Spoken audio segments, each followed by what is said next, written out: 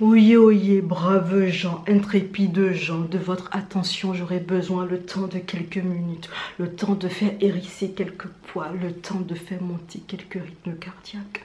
Oyez, oyez, braves gens, intrépides gens, il y en aura pour tous les goûts. Oseriez-vous, le temps d'une quinzaine de minutes, opter pour une vibe spooky?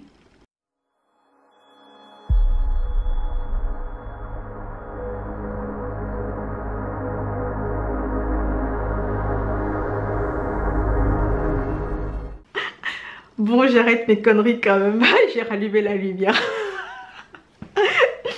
Hello, c'est Diane et Didier. Dans cette vidéo, j'avais envie de vous parler de quelques coréens dramas que je regarde depuis quelques temps sur Netflix et qui ont une vibe gravement spooky en fait. Je suis une chochotte, tout le monde le sait, donc depuis une quinzaine de jours, j'ai du mal à dormir, la lumière éteinte. Mais bon, vous inquiétez pas, je sais que parmi vous, il y en a, je fais partie du lot, qui aime bien se faire peur et qui aime bien essayer de ne pas dormir normalement. Donc juste pour vous, j'ai préparé deux catégories selon le type d'Halloween que vous avez envie de passer et je vais vous donner quelques dramas qui vont représenter cette catégorie là. Donc voilà.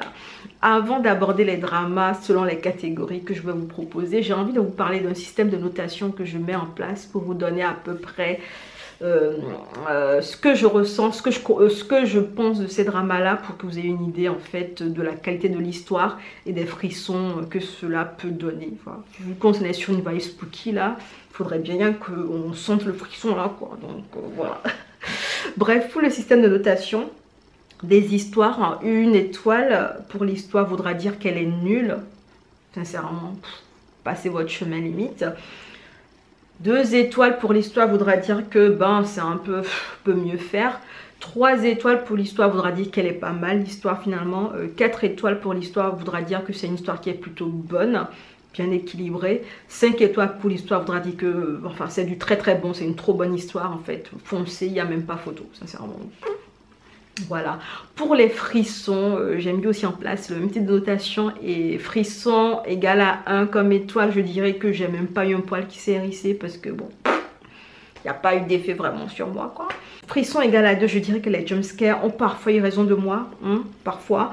Frisson égale à 3, je dirais que quelques images dérangeantes vont venir hanter mes nuits, 2 nuits durant, voilà. Frisson égale à 4, là c'est un peu plus corsé. Je pense que je dors au moins une semaine la lumière allumée parce que voilà, il y a beaucoup de choses qui reviennent et qui reviennent quand tout est éteint. Ouais. Frisson égale à 5, c'est bon, je lâche l'affaire et je vais aller me réfugier chez ma maman pour dormir avec elle parce que je pourrais pas dormir seule. Donc voilà. Voilà où est-ce qu'on en est. Donc vous avez les notations, je vous présente les catégories et les dramas dans pas longtemps. Let's go!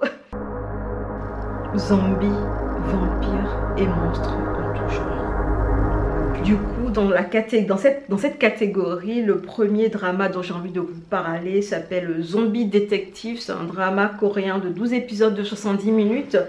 Je lui donnerai un 3 pour l'histoire et un 2 pour les frissons qu'il peut donner. On va suivre l'histoire d'un zombie qui est devenu zombie depuis 2 ans à peu près, qui a perdu la mémoire, donc il ne sait vraiment pas en fait c'est quoi son passé, il est un peu perdu et il prendra 2 années pour essayer de survivre en copiant au maximum en fait le look des humains, en prenant l'apparence, les gestes, la gestuelle. Il va essayer de copier les humains au maximum afin de pouvoir en fait s'intégrer dans la société. Ensuite, il va essayer de monter un cabinet de détective parce qu'il voudra enquêter sur le passé, sur son passé, comprendre ce qui s'est passé. Et puis voilà, on va le suivre pendant qu'il mène ses investigations. Et honnêtement, c'est quelque chose qui est pas mal, ça se regarde. C'est assez drôle en fait parce que le zombie en question, il se retrouve dans des situations loufoques, H24. Et je crois que dans cette série, je crois que la première fois que j'ai vu un placement de produit aussi beau, aussi bien fait, sincèrement. Je crois que c'est dans ce drama que j'ai vu le placement de produit le plus bien fait dans le Korean Game en fait. Parce que c'était tellement logique ce placement de produit là que je me suis dit waouh les gars, la réflexion y est quoi, vous êtes fort pour le placement de produit. Bref, c'était quelque chose de très drôle avec des enquêtes et en fait une fille qui va l'aider à mener les enquêtes en question. Donc on est dans une vibe détective, enquête, comédie, situation loufoque et tout ça. Donc Le frisson n'y est pas vraiment trop, mais le côté loufoque en fait rehausse l'histoire et fait passer en fait les 12 épisodes en question.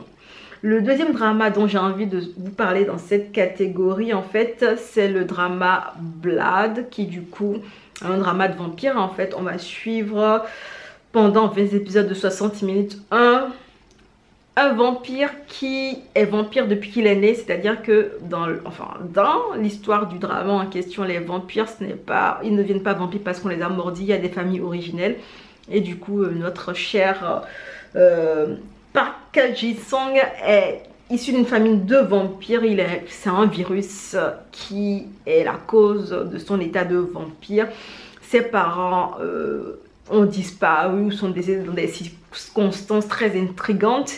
Et notre vampire est médecin dans un hôpital, donc il est tout le temps en contact avec le sang. Enfin, c'est quelqu'un qui excelle dans son boulot.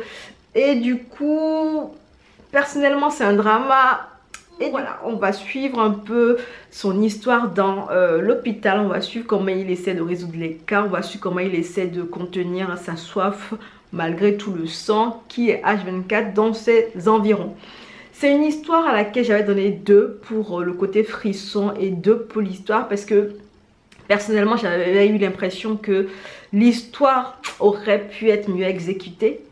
Mais les frissons, ils n'y étaient pas vraiment, mais bon, ça allait, ça passait quoi. Si vous voulez regarder un drama avec un BG qui reste stoïque la plupart du temps et qui mord des gens de temps en temps, si vous voulez voir des combats de vampires avec des dents qui sortent de temps en temps, pourquoi pas, pourquoi pas, pourquoi pas.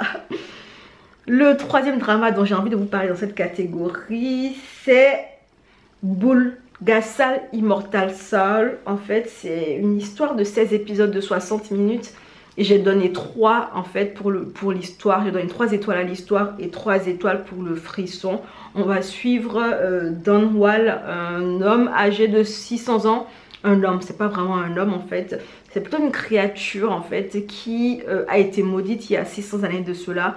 C'était quelqu'un, c'était un être humain qui est allé chasser un démon qui s'appelle le Bulgasal, qui finalement a pu tuer le Bulgasal, mais le Bulgasal en question l'a maudit. Pendant la maudit, elle l'a condamné à l'éternité. Et du coup, notre cher Dan Wall, en fait, il est animé par une revanche et il passe tout son temps à essayer de retrouver la Bulgasal qui, du coup, en mourant, est devenue humaine et a le destin de se réincarner à chaque fois en tant qu'être humaine. Donc, il a passé toutes ces années-là à traquer le Bulgasal en question qui l'a maudite pour essayer de la tuer à chaque fois parce que voilà, il est revanchard le gars en fait, il aime bien ça. Donc c'est un drama, on aura beaucoup de créatures bizarres, on aura des monstres, on aura des combats de monstres, il y aura beaucoup de sang en fait, il y aura beaucoup d'organes, il y aura beaucoup de créatures vraiment qui sont pas très belles à voir en fait. Et du coup, ouais, c'est un peu compliqué quand vous regardez ça la nuit quand même quoi. Donc il faut accrocher un peu votre cœur parce que le gars il est revanchard et ça ne le dérange pas de poignarder, de sortir couteau, pépé, voilà. Ils vont franco en fait dans l'abattage des monstres et tout ça quoi. Donc voilà. Le quatrième drama dans cette catégorie dont je vais vous parler est All of Us Are Dead. C'est un drama auquel je donne 5 étoiles pour l'histoire et 4 étoiles pour le frisson. Il fait 12 épisodes de 60 minutes et honnêtement, c'est un drama qui est un gros coup de cœur pour moi. Ça parle de zombies, on est dans une petite ville qui a l'air tranquille, sauf que un scientifique fou va créer un virus, celui du zombie, il y aura des contaminations et ça va s'étendre très rapidement dans un collège. Donc on va suivre des jeunes collégiens, lycéens qui ont pu échapper en fait à la contamination, qui vont essayer de sortir vivants de cette épidémie, de sortir vivants de l'école. Et honnêtement c'est hyper prenant, on suit plusieurs groupes de personnes qui affrontent l'épidémie de manière différente. On a plusieurs personnalités, donc on a plusieurs possibilités de développement de caractère, on a plusieurs évolutions, on a beaucoup de trahison, on a des sacrifices à droite et à gauche, on a des actions, on a des combats, on a de la stratégie. Sincèrement, c'est bien mené, c'est bien exécuté. On a à cœur en fait de voir que les lycéens s'en sortent et on a plusieurs points de vue selon qu'on soit au cœur de l'épidémie ou en dehors de la ville où se passe l'épidémie. Du coup, c'est super prenant. Honnêtement, c'est un gros coup de cœur.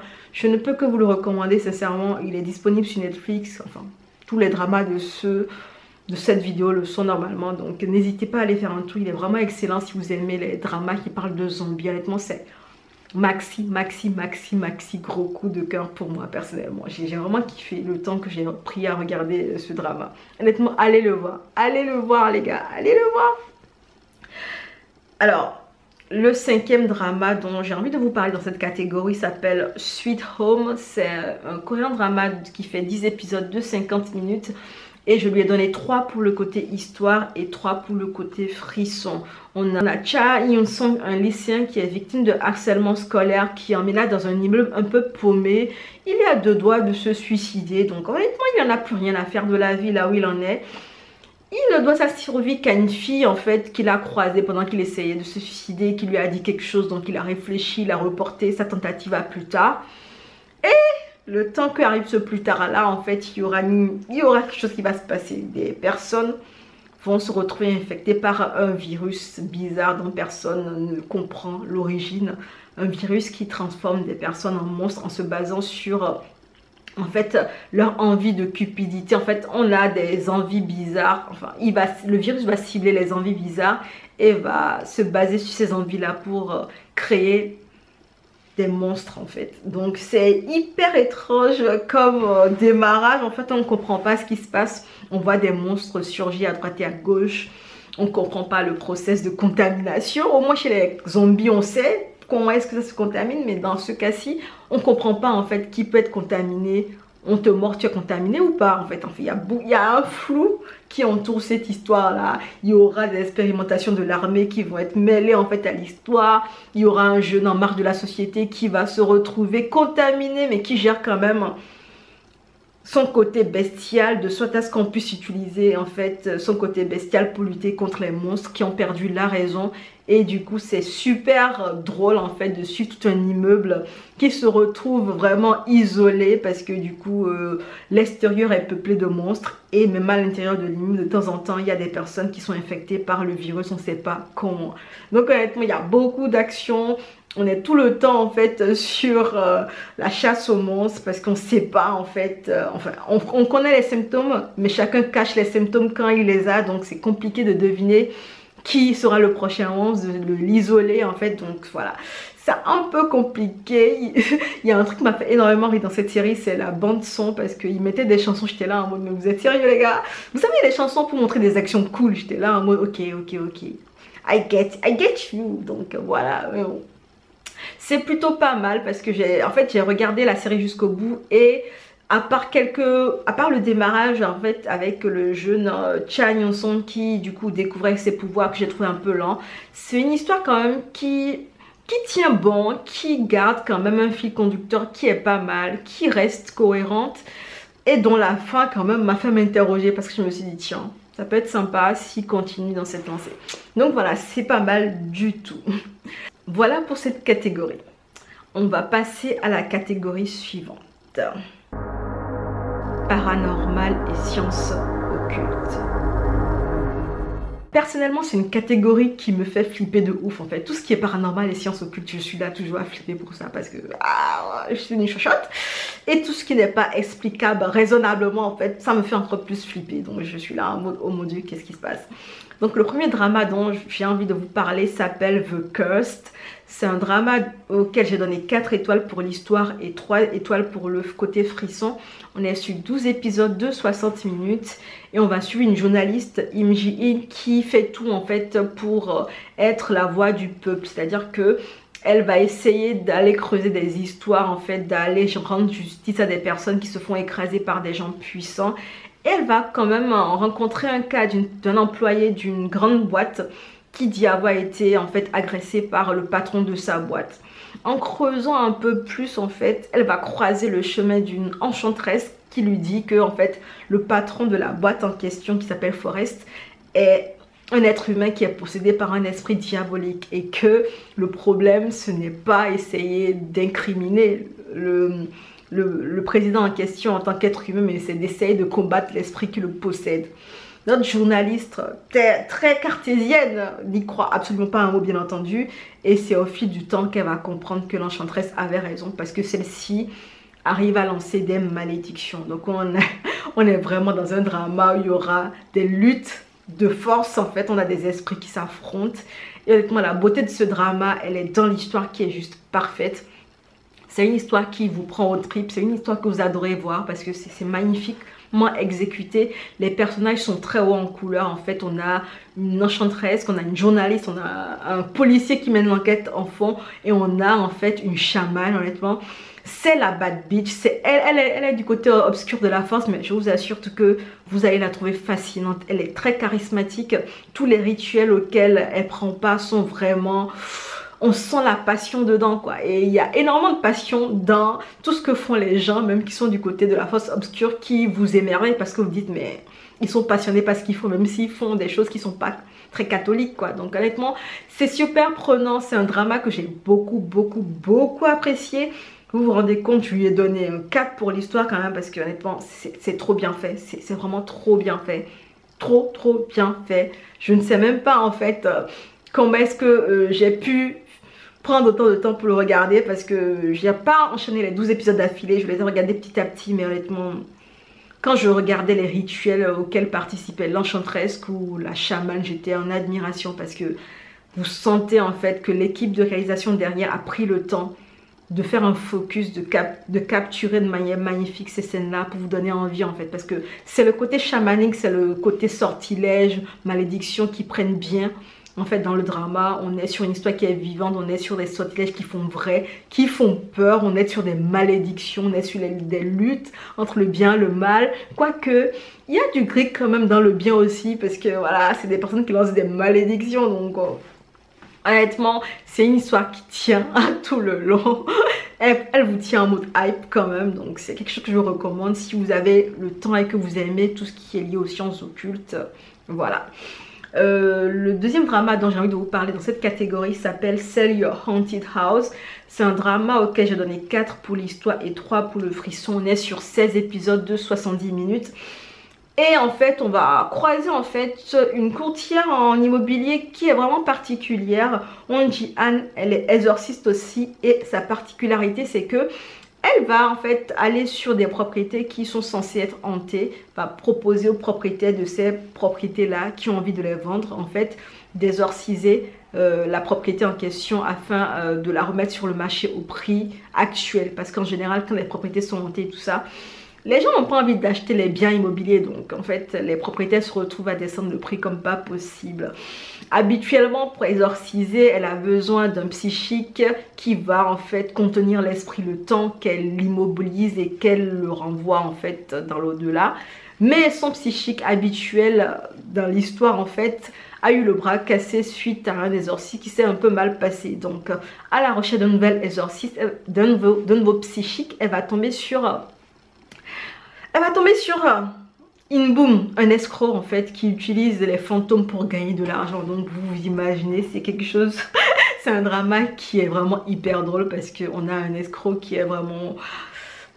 qui est un gros escroc en fait, qui est baratineur, qui est tout ce que vous voulez, qui fait tout juste pour avoir des sous.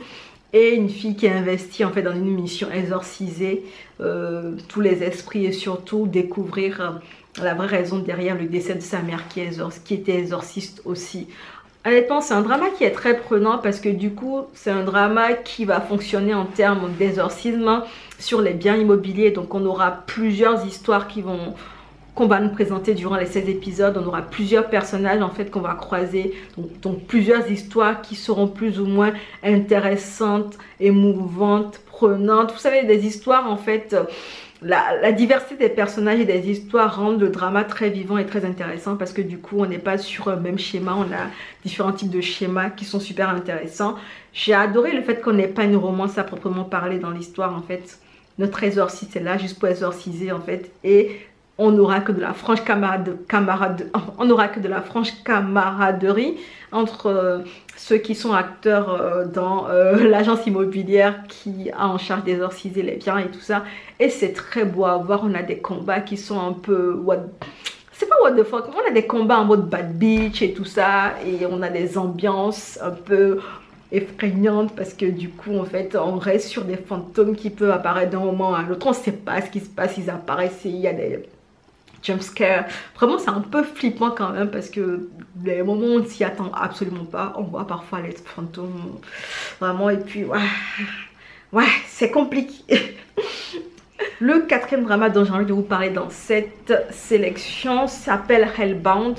Je lui ai donné 4 pour le côté histoire et 1 pour le côté frisson.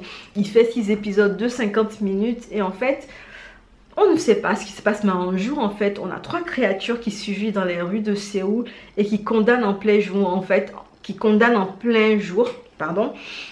un homme et qui vont le massacrer en fait.